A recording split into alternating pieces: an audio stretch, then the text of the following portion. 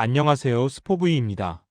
최근 당첨 내역이며 매일매일 고배당 조합 공유해드리고 있습니다. 오늘도 신뢰 높은 확실한 분석으로 좋은 결과 꾸준히 만들어가 봅시다. 영상 시작 전 좋아요, 구독 한 번씩 부탁드립니다. 삿포로 에이메입니다.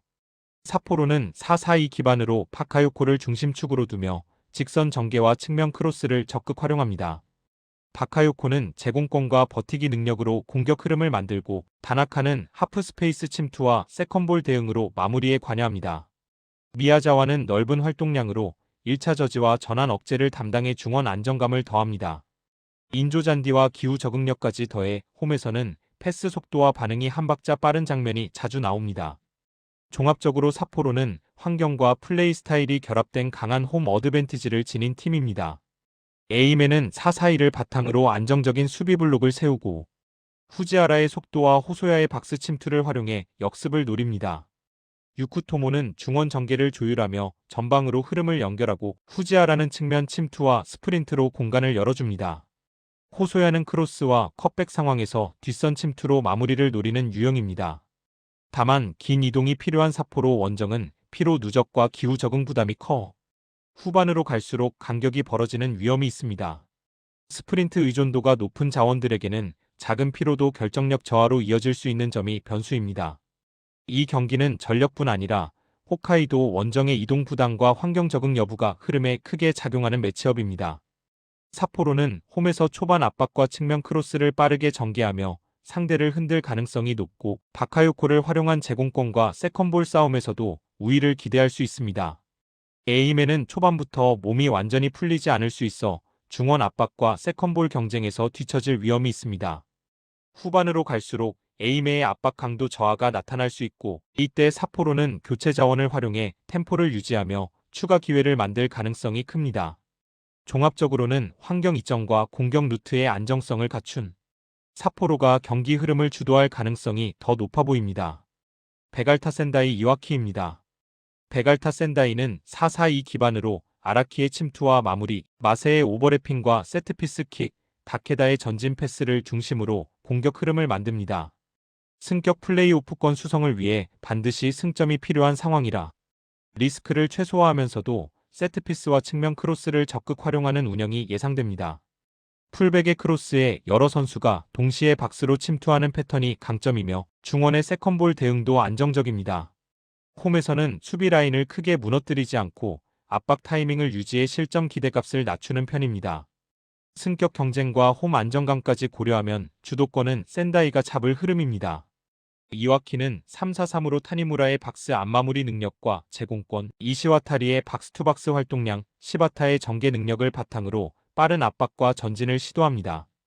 탈취 후 측면과 하프 스페이스로 빠르게 전개하는 장면이 많지만 하이프레스와 하이라인을 동시에 쓰는 구조라 뒤 공간 노출 위험도 큽니다. 특히 원정에서는 압박이 한번 풀릴 때 실점으로 이어지는 경우가 잦습니다. 세트피스 수비도 약점으로 지역 방어 전환 구간에서의 집중력 저하와 세컨볼 처리가 흔들리는 문제를 드러내고 있습니다. 인텐시티는 높지만 후반 라인 유지가 어려운 편입니다. 이 경기는 승격을 노리는 센다이가 홈에서 반드시 승점을 노리는 흐름이라 초반부터 주도권 경쟁이 치열할 전망입니다.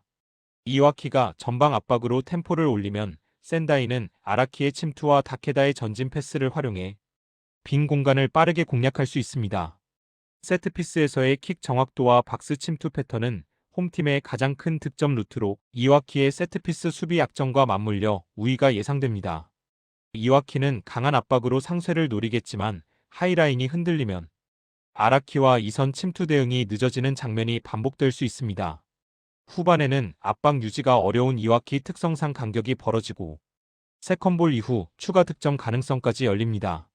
전체적으로는 세트피스와 안정된 수비 라인 관리 그리고 승격 경쟁의 절박함을 감안하면 센다이가 골을 만들며 흐름을 잡을 가능성이 더 높습니다.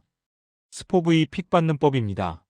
채널 상단 링크 및 영상 아래 고정 댓글 확인해 주시면 됩니다. 조건 같은 거 없으며 무료로 공유해드리니 승률 높은 제 실제 분석과 조합 편하게 받아보세요. 물어보는 건 절대 부끄러운 것이 아닙니다. 누구나 편하게 말 걸어주세요. 감사합니다.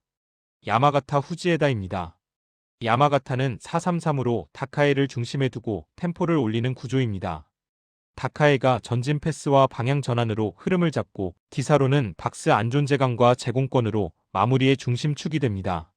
사카모토는 폭넓은 침투로 측면과 하프 스페이스를 오가며 공격 속도를 올립니다. 홈에서는 풀백까지 적극적으로 올라가 수적 우위를 만들고 전방에서 공을 잃어도 곧바로 압박해 세컨볼을 회수하려는 흐름이 강합니다. 전체적으로 전진 패스가 빠르게 연결되며 파이널 서드까지 템포가 자연스럽게 이어지는 팀입니다. 후지에다는 3-4-3으로 디아망카의 뒷공간 침투와 제공권, 아사쿠라의 드리블 돌파, 스기타의 활동량을 기반으로 공격 템포를 끌어올립니다. 하지만 전방과 중원이 동시에 압박을 올리는 스타일 때문에 수비형 미드필더가 커버해야 할 공간이 지나치게 넓어지고 센터백 앞 공간이 크게 열리는 약점이 반복됩니다. 빌드업은 위협적이지만 라인 간격 관리가 흔들리면 상대에게 박스 앞에서 전진 패스와 슈팅 타이밍을 허용하는 구조가 됩니다. 결국 압박 강도는 높지만 뒤, 공간 노출 위험이 크게 동반되는 팀입니다. 이 경기는 후지에다의 높은 압박 라인이 비우는 중원 뒷공간을 야마가타가 어떻게 활용하느냐가 핵심입니다. 다카에는 전진 패스와 방향 전환 능력이 뛰어나 후지에다가 남기는 틈을 즉각 공략할 수 있어 디사로와 사카모토의 침투가 자연스럽게 살아나는 흐름이 예상됩니다.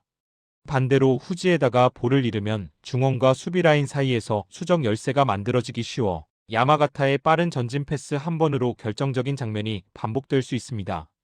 홈에서 템포를 높일 여건까지 감안하면 야마가타는 굳이 무리하지 않아도 구조적으로 우위를 점할 수 있는 매치업입니다.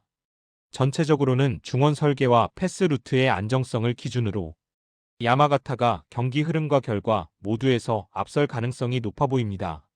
미토올릭 오이타입니다.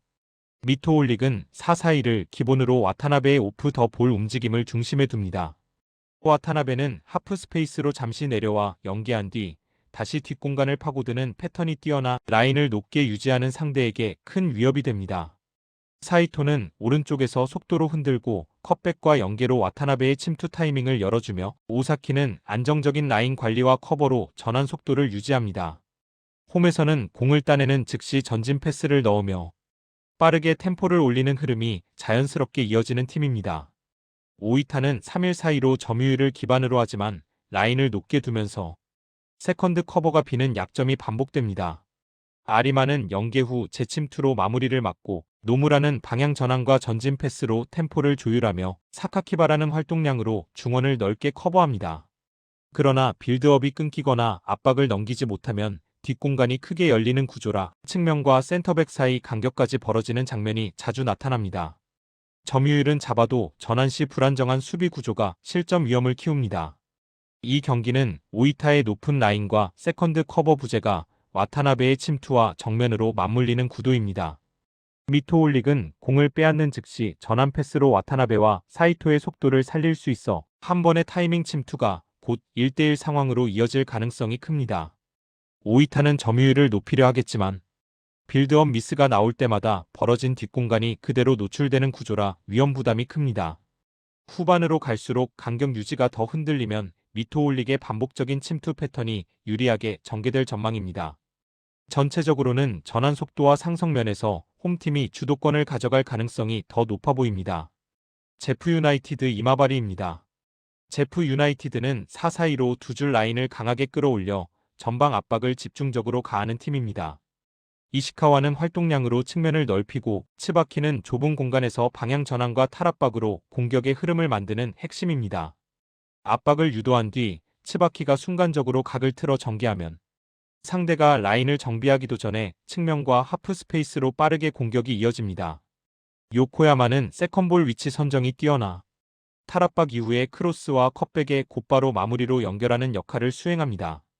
전체적으로 압박과 전환 속도가 자연스럽게 이어지는 구조를 기반으로 높은 위치에서 찬스를 꾸준히 만드는 팀입니다. 이마바리는 3-4-3으로 안정적인 빌드업을 지향하지만 탈압박 패턴이 단조로운 편입니다. 인디우와 아라이는 공을 받는 위치와 선택이 예측 가능해 강한 압박을 받으면 패스 루트가 쉽게 차단됩니다.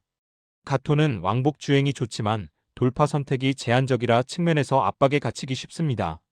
윙백이 전진한 상황에서 빌드업이 끊기면 곧바로 측면 뒷공간이 열리는 구조라 전환 수비에서도 불안정함이 반복됩니다. 전체적으로 볼 소유는 가능하지만 압박을 버티는 국면에서는 취약한 모습이 선명합니다. 이 경기는 제프 유나이티드의 조직적인 전방 압박이 이마바리의 단조로운 탈압박을 얼마나 흔드느냐가 핵심입니다.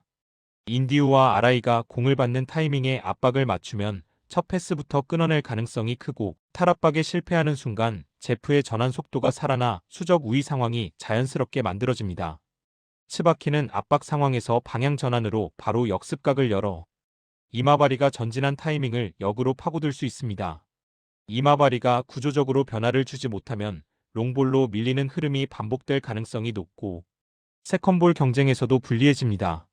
전체적으로 템포와 압박의 질을 기준으로 보면 제프 유나이티드가 홈에서 주도권을 잡을 가능성이 더 큽니다. 도야마 아키타입니다.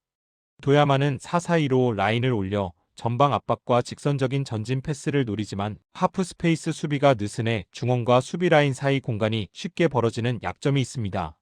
우스이는 뒷공간과 하프 스페이스를 동시에 노리고 다카하시는 넓게 서 있다가 안으로 좁혀 들어오는 패턴으로 공격폭을 만듭니다. 우에다는 간결한 패스로 템포를 조절하며 필요시 전진에 추가 옵션을 제공합니다. 문제는 세컨볼 이후 라인을 재정비하는 속도가 느려 박스 앞 공간을 내주는 흐름이 반복된다는 점입니다. 결국 전방에서 볼을 따내지 못하면 라인 간격 관리가 무너지는 구조적 불안이 남아 있습니다. 아키타는 4-4-2를 쓰지만 하프 스페이스 활용이 뛰어난 팀입니다. 고마츠는 뒷공간 침투와 등지는 역할 모두를 해내고 사토는 측면과 중앙을 오가며 득점 위치를 넓게 가져갑니다. 후지야마는 라인 사이에서 공을 받아 전진 드리블로 하프 스페이스를 파고드는 핵심으로 세컨볼 근처에서 빠르게 자리를 잡아 공격을 이어가는 능력이 돋보입니다. 고마츠와 사토가 1차 경합을 만들고 후지야마가 두 번째 공격을 이어가는 구조가 안정적이며 측면 미드필더들도 안쪽으로 좁혀 하프 스페이스 밀집도를 높여 상대 간격이 벌어지는 순간을 놓치지 않습니다. 이 경기는 도야마의 하프 스페이스 불안이 아키타의 강점과 정면으로 만나는 상성입니다. 도야마는 라인을 올려 압박하지만 중원 사이 공간이 비는 시간이 길어 이 지점을 후지야마가 계속 파고들 가능성이 큽니다. 고마츠가 등지고 버티고 사토가 뒷공간을 흔들면 그 뒤에 빈 공간을 후지야마가 자유롭게 활용하는 구조가 자연스럽게 형성됩니다. 도야마가 라인을 내려 간격을 줄이면 압박과 전진 패스를 포기해야 하는 딜레마가 생기고 그렇다고 계속 올리면 하프 스페이스가 다시 벌어지는 순간을 피하기 어렵습니다. 후반으로 갈수록 세컨볼 대응 속도가 떨어지면 이 문제는 더 뚜렷해질 전망입니다. 전체적으로 경기 내용은 아키타가 라인 사이를 장악하며 주도권을 쥘 가능성이 높습니다. 최종 조합은 영상 아래 댓글로 말 걸어주시면 무료로 모두 공유해드리고 있습니다. 부담 갖지 마시고 편하게 말 걸어주세요. 오늘도 의미 있는 배팅 되시길 바라며 좋아요, 구독 한 번씩 부탁드립니다. 당첨되세요.